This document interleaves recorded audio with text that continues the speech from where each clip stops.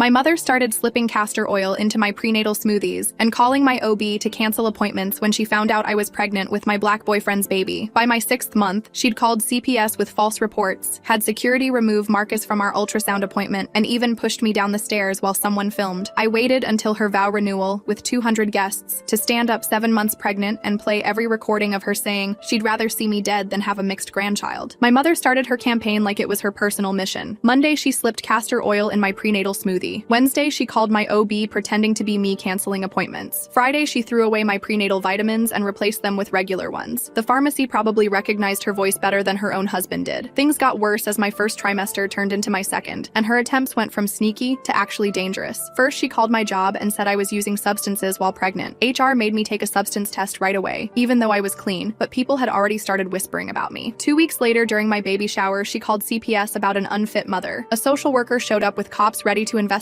and found me opening gifts with 30 guests. The caseworker didn't find anything, but she went on Facebook saying I was probably unfit. The worst thing happened in my 5th month when I had Braxton Hicks contractions at her house. She called 911 and said I was overdosing. The paramedics showed up ready for a substance emergency and found me having normal pregnancy symptoms. EMT Rodriguez said something about her false reports, but nothing happened to her. She started scheduling family dinners during my prenatal appointments on purpose. Other relatives told me she kept notebooks full of reasons why I shouldn't have this baby with dates and everything. She actually bragged to people about knowing how to handle situations like mine. Everything went crazy on a Tuesday in my 6th month when I got a letter from her lawyer wanting custody rights. She said I was an unfit mother even though the baby wasn't even born yet. I tried to talk to her like a normal person, but she said she'd add defamation to the lawsuit. That same day, my boyfriend Marcus came to our first ultrasound to find out the gender. While we were quietly looking at our healthy baby boy, she called security about a dangerous black man in the building. Security surrounded us and both Marcus and I were terrified. The ultrasound tech was so upset she started crying. The doctor said he'd never seen anything like it in 20 years. I held Marcus while he asked why my own mother hated him and our son. That night, I saw her vow renewal invitations online, and the event talked about celebrating family values. I spent the next week looking at the guest list and realized she'd invited everyone important. She'd hired a fancy event planner and paid for catering, which meant she wanted the perfect image. Her invitations kept talking about how family and tradition meant everything. I figured out her vow renewal was her weak spot since she needed everyone's approval to maintain her reputation. Every relative coming to celebrate was a chance to show them what she'd really been doing. I made a group chat and found out she'd been telling lies to 5 other family members about me. We looked up the harassment laws and found out what she was doing was totally illegal. Recording her attempts to harm my pregnancy was completely legal and protected. I figured out her schedule and got the other relatives to help me document everything. Her first attempt that week started at 9 when she put something in my orange juice. My cousin filmed while I poured it out and she screamed that I was wasting food. My mother texted everyone saying I was mentally unstable, but 3 relatives saw her grinding pills. The next week, I scheduled my glucose test during her book club and she mysteriously showed up. We recorded her telling the nurse I had gestational diabetes when I didn't. When she had 5 church friends coming for Thursday dinner, we all wore body cameras. She spent the whole meal talking about mixed babies while Marcus sat right there. Her texts got more and more desperate as people started noticing her behavior. First she wrote, "Please stop, then I'll drop everything. Then I'm begging you." We just kept documenting and protecting my pregnancy. Sunday came with her biggest attempt yet, and she completely lost it. She pushed me down the stairs, but my cousin caught it all on video. The relatives who saw it asked my father about what was happening. I told them calmly that she'd been trying to hurt my baby for 6 months just because Marcus is black. Memorial Day weekend was her vow renewal with 200 guests in attendance. My mother wore white lace and smiled like the perfect wife and mother. My father stood beside her, glowing with pride about their 30 years together. The pastor asked if anyone wanted to share memories before they renewed their vows. I stood up 7 months pregnant with Marcus beside me, and my phone connected to the venue's speaker system. The first recording played of her saying she'd rather see me dead than with a black baby. The room went completely silent as recording after recording filled the ballroom. Her face went from white to red as her own voice echoed saying the N-word about my unborn son. The microphone screeched with feedback as 200 wedding guests watched my mother's perfect facade crumble. Her sister Helen lunged for the microphone, but Marcus blocked her path while I played the next recording. My mother's voice filled the ballroom explaining how she'd been putting castor oil in my smoothies to trigger a miscarriage. Gasps erupted from the crowd as relatives who'd believed her lies finally heard the truth. Linda grabbed a champagne flute and hurled it at the speaker system, but missed completely. The glass shattered against the wall as she screamed that I was destroying her life. 3 of Robert's brothers moved to restrain her when she tried to charge at me. The pastor stepped back from the altar with his hands raised, shaking his head in disgust at what he was witnessing. The recordings kept playing. Her voice echoed through the venue, admitting she'd called CPS with false reports. Then came the audio of her telling the 911 dispatcher I was overdosing when I only had Braxton Hicks contractions. The security footage from the ultrasound appointment played on the venue's screens, showing her calling calling security on Marcus for being black in the building. Robert stood frozen at the altar as recording after recording exposed 6 months of harassment. His face went from confusion to horror as he heard his wife plotting to destroy our pregnancy. When the video of her pushing me down the stairs played, he stumbled backward and gripped the altar for support. Tears streamed down his face as he finally understood what Linda had been doing behind his back. Linda broke free from the men restraining her and grabbed the microphone from the DJ booth. She started ranting about protecting family values and how interracial relationships were destroying America. The venue staff cut her microphone, but she kept screaming, her voice carrying across the silent ballroom. She pointed at my belly and yelled that she'd never accept a mixed grandchild. Rachel stood up from her table and walked to the front, pulling out her own phone. She connected it to the sound system and played recordings of Linda calling her, trying to recruit her into the harassment campaign. Then Aunt Teresa did the same, sharing voicemails where Linda begged her to help sabotage my pregnancy. Uncle James followed with text messages showing Linda's detailed plans to induce a miscarriage. The wedding coordinator tried to restore order, but guests were already leaving in disgust. Some relatives confronted Linda directly, demanding to know how she could do this to her own daughter. Others surrounded me protectively, apologizing for believing her lies. The photographer kept taking pictures, documenting the complete destruction of Linda's carefully crafted image. Robert finally moved, walking slowly toward me with tears streaming down his face. He reached out to touch my belly gently, then pulled me into a hug while Marcus stood guard. He whispered apologies over and over, saying he should have seen what was happening. He admitted he knew Linda was concerned about the pregnancy, but had no idea about the extent of her campaign. Linda's rage exploded when she saw Robert embracing me. She knocked over the wedding cake and threw centerpieces while screaming that we'd all betrayed her. Hotel security arrived and tried to escort her out, but she fought them every step. She clawed at the security guards and bit one of them, forcing them to call the police for backup. While we waited for the police, I showed Robert the folder of evidence we'd compiled. His hands shook as he read through the documentation of every attempt to harm his grandchild. He saw the falsified medical reports, the recorded calls to my workplace, the coordinated harassment campaign. Each page made him sink deeper into his chair. The police arrived and took statements from dozens of witnesses. They reviewed the security footage and recordings, their expressions growing more serious with each piece of evidence. Linda tried to claim I'd doctored everything, but the sheer volume of witnesses and documentation made her lies obvious. They arrested her for assault after she attacked the security guard. As they led Linda away in handcuffs, she kept screaming that she was protecting her family from contamination. Even facing arrest, she couldn't stop her racked rants about my unborn son. The officers had to physically carry her to the police car while she kicked and screamed. 200 guests watched the woman who'd preached about family values reveal her true nature. Robert sat in the ruins of his vow renewal, surrounded by overturned chairs and scattered flowers. He told me he'd been married to Linda for 30 years, but felt like he'd never really known her. He pulled out his phone and called his brother, asking if he could stay there for a while. The man who'd stood proudly beside his wife an hour ago now couldn't even look at her empty place at the altar. Marcus held me as the adrenaline crash hit. There's something strange about how Linda went from sneaking castor oil into smoothies to full-blown public meltdowns. What made her think she could keep escalating without anyone catching on? My hands shook as I realized it was finally over, that everyone knew the truth about what my mother had been doing. The baby kicked hard, probably responding to my stress, and I rubbed my belly to soothe him. We'd protected him from his grandmother's hatred, but the cost was watching my family shatter in front of 200 people. Rachel and Aunt Teresa helped me to a chair while Uncle James brought me water. They formed a protective circle around me, making sure I was okay after the confrontation. Other relatives approached one by one, apologizing for believing Linda's lies and promising to support me through the pregnancy. The family that Linda had tried to turn against me was now rallying to protect me from her. The venue staff started cleaning up the destruction while guests filtered out in shocked groups. Some stopped to hug me or shake Marcus's hand, expressing their disgust at Linda's behavior. The pastor approached and blessed my pregnancy, saying no child should face such hatred before they're even born. He offered to testify if needed about what he'd witnessed. Robert returned from his phone call looking older than his 60 years. He asked if he could feel the baby kick, and I guided his hand to where his grandson was moving. Fresh tears fell as he felt the life Linda had tried to destroy. He promised to protect us both from her, no matter what it took. He said he'd already started thinking about divorce lawyers. As we prepared to leave the destroyed venue, I looked at the altar where my parents should have been renewing their vows. Instead of a celebration of 30 years of marriage, it had become the scene of Linda's complete exposure. The white roses she'd chosen so carefully were trampled on the floor, their petals scattered like the lies she'd been spreading for months. Marcus drove us home while I sat in silence, processing everything that had happened. The baby settled down as we left the chaos behind, his movements becoming gentle rolls instead of sharp kicks. I knew this was just the beginning of a long legal battle with Linda, but at least now everyone knew the truth. She couldn't hide behind her perfect mother image anymore. When we got home, my phone was already filling with messages from relatives who'd been at the vow renewal. Some shared their own recordings of Linda's meltdown, while others offered support and apologies. The family group chat that Linda had used to spread lies about me was now full of people condemning her behavior and planning how to help me through the rest of my pregnancy. I sat sat on our couch with my hands on my belly, feeling my son move inside me. Despite everything Linda had tried, he was still here, still healthy, still loved. Marcus sat beside me and put his hand over mine, and we felt our baby together. We'd won this battle, but I knew Linda wouldn't give up easily. The real fight was just beginning. The next morning brought a pounding headache and 37 missed calls from Linda's phone. Marcus deleted them without letting me listen while I nursed a cup of decaf tea. My hands still trembled from the confrontation, and the baby seemed restless, shifting constantly as if he could sense my anxiety. Rachel arrived at noon with groceries and updates. She'd been fielding calls all morning from relatives who'd attended the vow renewal. Most were horrified by what they'd witnessed, but a few of Linda's church friends insisted we'd ambushed her unfairly. Rachel showed me screenshots of Linda's sister Helen defending her on social media, claiming we'd taken things out of context. That afternoon, Robert came by with 2 suitcases and red-rimmed eyes. He'd spent the night at his brother's house, unable to return to the home he'd shared with Linda for 3 decades. He sat at our kitchen table looking lost, explaining how he'd discovered Linda had been withdrawing large sums from their joint savings account over the past 6 months. The money had gone toward private investigators, legal consultations, and something called a family preservation fund that he couldn't trace. Marcus made coffee while Robert showed us bank statements. Nearly $30,000 had disappeared, all connected to Linda's campaign against our pregnancy. Some withdrawals matched dates when she'd hired people to follow us or paid for background checks on Marcus's family. Others corresponded with her failed legal threats and mysterious medical consultations. The doorbell rang that evening, and through the peephole I saw 2 police officers. They needed additional statements about the assault at the venue and Linda's pattern of harassment. I spent 2 hours going through the timeline while they took notes, their expressions growing more concerned as the evidence mounted. They mentioned potential charges ranging from assault to stalking to filing false reports. Marcus held my hand as we explained the months of escalating behavior. The officers reviewed our documentation, particularly interested in the false 911 calls and CPS reports. They said Linda's actions constituted a clear pattern of harassment with racial motivation, which could elevate the charges. They took copies of everything and said a detective would follow up within the week. After they left, I couldn't stop shaking. The baby hadn't moved in over an hour, which sent me into a panic. Marcus drove us to the emergency room where they hooked me up to monitors. My blood pressure was dangerously high, and the doctor insisted on keeping me overnight for observation. She said the stress was affecting both me and the baby, and I needed to find ways to protect myself from further trauma. Robert stayed with us at the hospital, pacing the halls like a caged animal. He made phone calls to lawyers, his voice echoing off the sterile walls as he began the process of protecting his assets from Linda. Between calls, he sat by my bed apologizing repeatedly, saying he should have recognized the signs of her obsession sooner. The next morning, my blood pressure had stabilized enough for discharge, but the doctor ordered modified bed rest. No more confrontations, no stress, just focusing on keeping myself and the baby healthy for the remaining weeks of pregnancy. Marcus took immediate leave from work, his employer understanding given the circumstances we'd documented. At home, I tried to follow doctor's orders, but Linda made that impossible. She'd been released on bail and immediately began a new campaign. First, she showed up at Marcus's workplace, causing a scene in the lobby until security removed her. His boss called to assure him his job was safe, but the humiliation stung. Then she targeted my support system. Rachel received threatening letters about choosing sides and betraying family. Aunt Teresa found her car tires slashed after publicly supporting me on social media. Uncle James discovered someone had called his employer claiming he was involved in substance dealing. Each attack was carefully crafted to avoid direct threats while maximizing damage. Catherine Mills, the attorney who'd agreed to take our case, worked quickly to file for an emergency restraining order. She said Linda's behavior since the arrest showed clear escalation and danger. The hearing was scheduled for the following week, but that felt like a lifetime away when every day brought new harassment. Marcus installed security cameras around our apartment after we found evidence someone had tried to pick our lock. The scratches on the doorframe were fresh, and neighbors reported seeing Linda in the building despite not knowing our exact unit number. Building management increased security patrols and put her photo at all entrance desks. My cousin David called with disturbing news. He'd overheard Linda at their church telling people I was mentally unstable and had attacked her at the vow renewal. She was painting herself as a concerned grandmother, trying to save an unborn child from dangerous parents. Some congregation members who hadn't attended the vow renewal were believing her version of events. The stress made sleep impossible. I'd lie awake feeling the baby move, wondering if he could sense the chaos surrounding his arrival. Marcus would rub my back and sing softly, trying to create moments of peace, but we both knew Linda wasn't finished. She'd lost her public image, but that only seemed to make her more dangerous. Thursday brought a new low. Linda had contacted my OB's office pretending to be me again, this time claiming I wanted to switch to a home birth with no medical supervision. Fortunately, the staff recognized her voice from previous attempts and called to verify. My doctor was furious, threatening to involve law enforcement if the harassment continued. That same day, we learned Linda had hired a new lawyer, someone known for taking questionable cases. He sent a letter demanding grandparent visitation rights and questioning our fitness as parents. The letter cited my mental instability and Marcus's criminal background, a complete fabrication based on a traffic ticket from 5 years ago. Catherine responded swiftly, pointing out that grandparent rights didn't apply when the grandparent posed a danger to the child. She included documentation of Linda's racist statements and harassment campaign. The legal battle was officially beginning, and I was only 7.5 months pregnant. Robert's divorce lawyer uncovered more financial devastation. Linda had opened credit cards in both their names, maxing them out on legal fees and private investigators. She'd also been in contact with anti-miscegenation groups online, some of whom had donated to her cause. The paper trail revealed an obsession that went deeper than anyone had realized. Friday afternoon, I woke from a nap to find Marcus on the phone with campus security from his old college. Someone had called claiming he'd never graduated, trying to get his degree revoked. It was absurd, but it meant hours of Marcus providing documentation and dealing with bureaucracy. Robert's checking bank statements like he's solving a crime show mystery. $30,000 vanished into Linda's "let's destroy my grandchild's life" fund. That's enough money to buy a really nice car or really terrible judgment. Linda was trying to dismantle our lives piece by piece. The restraining order hearing arrived with me exhausted and 8 months pregnant. Linda showed up looking haggard but defiant, accompanied by her new lawyer. She'd prepared a counter case, claiming we'd defamed her and caused emotional distress. Her lawyer argued that a grandmother's concern for her grandchild shouldn't be criminalized. Catherine systematically destroyed their arguments. She presented the recordings, the false reports, the financial evidence of stalking, and witness statements from the vow renewal. When Linda's lawyer tried to minimize the Raxed comments as taken out of context, Catherine played the full recordings, leaving no doubt about Linda's motivations. The judge granted the restraining order immediately, setting strict boundaries. Linda couldn't come within 500 feet of me, Marcus, or our home. She was forbidden from contacting us directly or through third parties. Any violation would result in immediate arrest. The judge also recommended the prosecutor pursue criminal charges for the false reports and harassment. Linda's reaction was volcanic. She stood up screaming that the court was destroying families and promoting white genocide. Her lawyer tried to quiet her, but she shoved him aside, ranting about racial purity and traditional values. The bailiffs had to physically remove her while she screamed threats about taking her grandchild away from us. Outside the courthouse, Robert waited with tears in his eyes. He'd testified about discovering Linda's deception, his voice breaking as he chose his grandchild over his wife. He drove us home in silence, the weight of a shattered marriage heavy in the car. At our apartment, he hugged me carefully and promised to handle Linda so we could focus on the baby. That weekend passed quietly, a brief respite that felt suspicious in its calm. Marcus and I tried to nest, setting up the nursery and washing tiny clothes, but we both kept checking the security cameras, waiting for Linda to violate the restraining order. She'd never accepted boundaries before. Why would she start now? Monday morning justified our paranoia. Linda had spent the weekend recruiting flying monkeys, people who hadn't attended the vow renewal and believed her victim narrative. My workplace received calls from concerned citizens, reporting that I was abusing substances while pregnant. Former family friends left voicemails questioning if I was being manipulated by Marcus. Linda had found a way to harass us without direct contact. The baby seemed to sense my stress, moving frantically whenever these calls came in. My doctor warned that my blood pressure was creeping up again, and I might need to deliver early if things didn't improve. The thought of giving birth while dealing with Linda's escalating behavior terrified me. Catherine began documenting the third-party harassment, building a case that Linda was violating the restraining order through proxies. But proving coordination was difficult when Linda was careful to communicate through channels we couldn't monitor. She'd learned from her mistakes, becoming more strategic in her attacks. Tuesday brought an unexpected ally. Helen, Linda's sister who'd initially defended her, called to apologize. She'd done her own investigation after the vow renewal and discovered Linda had been lying to everyone for months. She offered to testify about Linda's pattern of manipulation and control that predated my pregnancy by years. Helen revealed that Linda had exhibited controlling behavior toward other family members who'd stepped outside her narrow worldview. A cousin who'd married someone from a different religion had faced similar, though less extreme, harassment. A niece who'd chosen a non-traditional career had been subjected to Linda's campaigns of correction. My pregnancy had simply triggered her most extreme response. Robert filed for divorce that week, citing irreconcilable differences and Linda's criminal behavior. Linda responded by accusing him of abandonment and demanding alimony. She claimed her actions were those of a devoted wife and mother, trying to protect her family from a terrible mistake. The divorce proceedings promised to be as contentious as everything else. Wednesday morning, I experienced strong contractions that sent us rushing to the hospital. The stress had triggered premature labor at 35 weeks. The medical team worked to stop the contractions while I sobbed, terrified of delivering early because of Linda's harassment. Marcus held my hand while nurses administered medication to calm my uterus. The contractions slowed but didn't stop completely. I was admitted for monitoring and possible early delivery. The doctor explained that while 35 weeks wasn't ideal, the baby would likely be fine if we couldn't stop labor. She recommended staying calm, but how could I relax knowing Linda was still out there plotting? That night, as I lay in the hospital bed feeling my son's movements, a nurse mentioned security had turned away someone claiming to be my mother. Linda had violated the restraining order by attempting to enter the maternity ward. Security had her photo and called the police, but she'd fled before they arrived. Even facing arrest, she couldn't stay away. The violation triggered immediate legal action. A warrant was issued for Linda's arrest, and Catherine pushed for expedited criminal charges. The prosecutor, seeing the pattern of escalation and the danger to a pregnant woman, agreed to pursue multiple felony charges, including aggravated stalking and witness intimidation. Thursday passed in a blur of medical monitoring and legal updates. The contractions had stopped, but I remained on strict bed rest in the hospital. Marcus never left my side, sleeping in an uncomfortable chair and jumping at every sound in the hallway. We both knew Linda was desperate enough to try anything. Robert visited daily, bringing news from the outside world. Linda had gone into hiding after the warrant was issued, but her digital footprint revealed continued obsession. She'd joined more online hate groups, seeking advice on protecting bloodlines and preventing racial mixing. Some members encouraged increasingly extreme actions, feeding her delusions. Friday afternoon, the police called with good news and bad news. They'd arrested Linda at a motel 40 miles away, but she'd been found with disturbing materials. She had detailed plans of the hospital layout, our home address, and had researched how to forge medical documents. She'd been planning something, though they'd caught her before she could act. The arrest made local news. Woman arrested for stalking pregnant daughter over interracial relationship became a headline that destroyed any remaining reputation Linda had. Our story went viral in Atlanta, with people expressing shock that such blatant racism still existed. The attention was overwhelming when all I wanted was peace to have my baby. Saturday brought more contractions, and this time they couldn't be stopped. At 35.5 weeks, my body had decided it was time. Marcus called everyone while nurses prepared for delivery. I was terrified but also strangely relieved. Once the baby was born, Linda's fantasy of preventing his existence would be shattered forever. Robert arrived as they wheeled me to delivery, tears streaming down his face. He promised to stand guard, to make sure Linda couldn't somehow interfere even from jail. The extended family members who'd supported us gathered in the waiting room, creating a protective barrier of love around us. Labor progressed quickly, as if my body was eager to bring this child into the world, despite everything. Marcus never let go of my hand, whispering encouragement and promises of the beautiful life we'd give our son. Between contractions, I thought about how different this moment was from what I'd imagined, surrounded by security and legal protections instead of just joy. As transition approached, a nurse mentioned there had been multiple calls to the hospital asking about my condition. They'd followed protocol, releasing no information, but it was clear Linda had found a way to monitor the situation even from jail. Her network of flying monkeys was still active, still reporting back to her, but in that delivery room, none of it mattered. The only thing that existed was bringing our son safely into the world. Marcus counted through contractions while I focused on the life we'd fought so hard to protect. This baby would be born into chaos, but also into fierce love and protection. The final stage of labor arrived with the sun setting outside. 8 months of harassment, threats, and violence had led to this moment. As I prepared to push, I felt a strange sense of power. Linda had tried everything to prevent this birth, and she had failed. Our son would be born healthy and loved, despite her hatred. Marcus looked into my eyes as the doctor announced it was time. We were about to meet the child Linda had called an abomination, the grandchild she'd rejected before he even existed. But he would have parents who'd fought for him, a grandfather who'd chosen love over hate, and a community that had rallied to protect him. The pushing phase began with determination flooding through me. Each contraction brought us closer to victory over Linda's campaign of hate. Marcus whispered that he could see our son's head, that he had dark hair like his father. I pushed harder, knowing that Linda's worst nightmare was about to become our greatest joy. The pushing phase intensified with each contraction. Marcus counted steadily while I focused on bringing our son into the world. The doctor announced she could see the head crowning, and suddenly everything felt more real than the past 8 months of chaos. One final push, and David Robert entered the world at 6 pounds, 8 ounces, his cry piercing through the delivery room. Linda's hospital layout plans and fake document research make me wonder if she actually believed she could somehow stop a birth that was already happening. The timing of David's arrival at 35 weeks seems almost like the baby himself decided enough was enough with all this drama. Marcus cut the cord with shaking hands while nurses cleaned our son and checked his vitals. Despite being slightly early, David scored perfectly on his tests. They placed him on my chest and I felt the weight of him, real and warm and alive. Marcus leaned over us both, tears streaming down his face as he touched his son's tiny fingers. Robert waited outside the delivery room, pacing anxiously until a nurse invited him in. He approached slowly, as if afraid to disturb the moment. When I offered to let him hold David, he broke down completely, cradling his grandson while promising to protect him from Linda's hatred forever. The man who'd stood beside Linda just weeks ago at the vow renewal now stood firmly with us. That first night in the hospital passed peacefully. David latched well for feeding, and Marcus stayed awake watching us both, still processing that our son was finally here. The nurses mentioned increased security protocols were in place after Catherine's warning about Linda, though she remained in custody. Even from jail, her presence loomed over what should have been pure joy. The next morning brought visitors. Rachel arrived first with balloons and tears, followed by Aunt Teresa and Uncle James. Each of them held David carefully, marveling at his perfect features and promising to be the family Linda had tried to destroy. Marcus's parents drove through the night from Virginia, arriving exhausted but eager to meet their first grandchild. filed. Catherine called with updates about Linda's case. The prosecutor had added federal charges based on the hate crime evidence, and Linda faced serious prison time. She'd been denied bail after the judge reviewed her escalating behavior and the materials found during her arrest. The preliminary hearing was set for the following month, giving us time to adjust to parenthood before facing her in court again. On our third day in the hospital, the social worker from CPS visited. She'd been assigned to close out the false reports Linda had filed, documenting the pattern of harassment for the criminal case. She held David briefly, shaking her head at how Linda had weaponized their services against an innocent family. Her report would add weight to the prosecution's case. Marcus handled the discharge paperwork while I dressed David in his going-home outfit. The tiny clothes seemed impossibly small, but he was perfect in them. Hospital security escorted us to our car, a precaution that felt both excessive and necessary given Linda's history. The drive home was surreal. Our son finally leaving the hospital Linda had tried to prevent him from ever reaching. At home, we found the apartment transformed. Robert had hired cleaners while we were gone, and Marcus's parents had stocked our freezer with prepared meals. The nursery we'd assembled during the chaos now held our actual baby. I settled into the rocking chair to feed David while Marcus organized the mountain of supplies we'd accumulated. That first week blurred together in a cycle of feedings, diaper changes, and stolen moments of sleep. Robert visited daily, always bringing something useful and staying just long enough to help without intruding. He'd moved into a furnished apartment near his brother, starting divorce proceedings while Linda awaited trial. The man I'd known my whole life was finally choosing his family over his wife's hatred. Catherine stopped by with paperwork for the extended restraining order. She needed documentation showing David's birth to ensure Linda could never legally approach him. The order would remain in effect regardless of her criminal trial outcome, protecting our son from his grandmother's poison. Marcus signed everything immediately, determined to build every possible barrier between Linda and our child. The pediatrician's first visit went smoothly. David was gaining weight appropriately despite his early arrival, hitting all his markers perfectly. The doctor knew our situation and took extra time explaining normal newborn behaviors, understanding we had enough stress without unnecessary worry. She promised to document everything carefully, creating a medical record that showed David thriving despite the circumstances of his birth. 2 weeks postpartum, I attended my follow-up appointment while Marcus stayed home with David. My body was healing well, though the doctor remained concerned about my stress levels. She prescribed mild anxiety medication safe for breastfeeding and strongly recommended therapy once I felt ready. The physical recovery was progressing, but the emotional toll would take longer to address. Helen called that afternoon with disturbing news. She'd been monitoring Linda's former social media accounts and discovered a network of supporters still active. They'd created a fund for her legal defense, spreading lies about government persecution of a concerned grandmother. Most donors didn't know the full story, contributing based on Linda's carefully crafted victim narrative. The FBI agent assigned to the hate crime charges visited to prepare our testimony. She reviewed the evidence methodically, building an airtight case that showed Linda's pattern of escalation. The federal charges carried mandatory minimums that would keep Linda imprisoned for years. She explained the difference between state and federal proceedings, preparing us for the long legal journey ahead. Marcus returned to work part-time after 3 weeks, his employer accommodating our need for flexibility. I stayed home with David, finding rhythm in our daily routines while remaining hyper-vigilant about security. Every delivery person was scrutinized, every unexpected visitor viewed with suspicion. Linda had trained us to see threats everywhere, a legacy that would take time to overcome. The victim advocate called to discuss the upcoming preliminary hearing. She offered to accompany us to court, providing support during what would be our first time seeing Linda since her arrest. I agreed immediately, knowing I'd need help facing my mother while protecting my newborn son. The advocate had experience with family violence cases and understood the complexity of confronting a parent who'd become a danger. Robert's divorce lawyer contacted us about testimony for those proceedings. Linda was contesting everything, claiming Robert had abandoned her during a mental health crisis. She wanted alimony, the house, and half his retirement despite spending tens of thousands on her harassment campaign. The lawyer assured us the criminal charges would impact the divorce settlement, protecting Robert's assets from funding more hatred. 3 weeks after David's birth, we received notice that Linda had been transferred to federal custody. The state charges would be handled first, followed by the federal hate crime prosecution. Her public defender had requested a psychiatric evaluation, likely searching for any defense against the mountain of evidence. Catherine warned us this was standard procedure, not a sign of weakness in our case. Marcus's mother extended her stay to help with David while we prepared for court. She'd taken leave from her job in Virginia, determined to support us through the legal proceedings. Having her presence meant we could attend hearings without worrying about childcare, though the thought of being away from David even briefly caused anxiety. The preliminary hearing arrived on a Thursday morning. I dressed carefully while Marcus prepared David's diaper bag, though he'd stay with his grandmother during the proceedings. The courthouse looked different in daylight, less imposing than during our restraining order hearing. The victim advocate met us at security, guiding us to a private waiting room away from Linda's supporters. When they brought Linda into the courtroom, I barely recognized her. Weeks in custody had aged her dramatically, her perfect appearance replaced by gray roots and orange jumpsuit. She scanned the gallery until finding me, her expression shifting from hope to rage when she saw I'd come to testify against her. The bailiff positioned himself between us, clearly briefed on the situation. The prosecutor presented evidence methodically, recording after After recording played through the courtroom speakers, Linda's voice filling the space with hatred. The security footage from various incidents showed her escalation clearly. When they played the video of her pushing me down the stairs while pregnant, several people in the gallery gasped. The evidence was overwhelming and undeniable. Linda's public defender tried arguing she'd been motivated by concern for her grandchild's welfare. The prosecutor destroyed this defense by playing Linda's racist rants from the vow renewal, her voice echoing through the courtroom calling her unborn grandson a contamination. The defender shifted tactics, suggesting mental illness, but the psychiatric evaluation found Linda competent to stand trial. The judge bound the case over for trial on all charges. Linda would remain in custody given the severity of the crimes and her history of violating court orders. As they led her away, she turned toward me one final time. The hatred in her eyes hadn't dimmed despite everything she'd lost. She'd chosen racism over her grandson, and that choice had destroyed her life. Outside the courthouse, Robert waited on a bench looking exhausted. He'd testified about discovering Linda's financial deception and her escalating behavior. He asked to see a photo of David, studying his grandson's face on my phone screen. The divorce would be finalized within months, ending 30 years of marriage poisoned by hidden hatred. Back home, I nursed David while processing the hearing. Seeing Linda in custody had been both satisfying and heartbreaking. The mother who'd raised me was gone, replaced by someone consumed with hatred for her own grandson. Marcus held us both, creating the safe space Linda had tried to destroy. Our son would grow up surrounded by love, protected from his grandmother's poison. The preliminary hearing really showed Linda's greatest hits collection, pushing her pregnant daughter downstairs on video while the gallery gasped like they're watching a true crime show. The federal prosecutor called that evening with good news. Based on the state hearing and additional evidence, they were confident in their case. Linda faced a minimum of 3 years on federal charges alone, possibly more given the aggravating factors. Combined with state convictions, she'd likely serve at least 5 years. David would be in elementary school before she could even apply for parole. That night, I wrote in the journal I'd started for David. Someday he'd need to understand why he had only one grandmother, why we had security cameras, why certain topics made his parents tense. But for now, he slept peacefully in his crib, unaware of the battle fought for his existence. Love had won, even if victory came with scars. The next months would bring more hearings, testimony, and legal procedures. But the immediate danger had passed. Linda sat in a cell while David grew stronger each day. The family she'd tried to tear apart had reformed without her, choosing love over hate. Our son would know his worth came not from the color of his skin, but from the content of his character. As I finished feeding David that night, Marcus played soft music while organizing the nursery. Tomorrow would bring new challenges, but tonight we were simply parents caring for our son. The monitors blinked steadily, the locks were secure, and David slept peacefully between us. We'd built our fortress of love, and Linda's hatred couldn't penetrate these walls.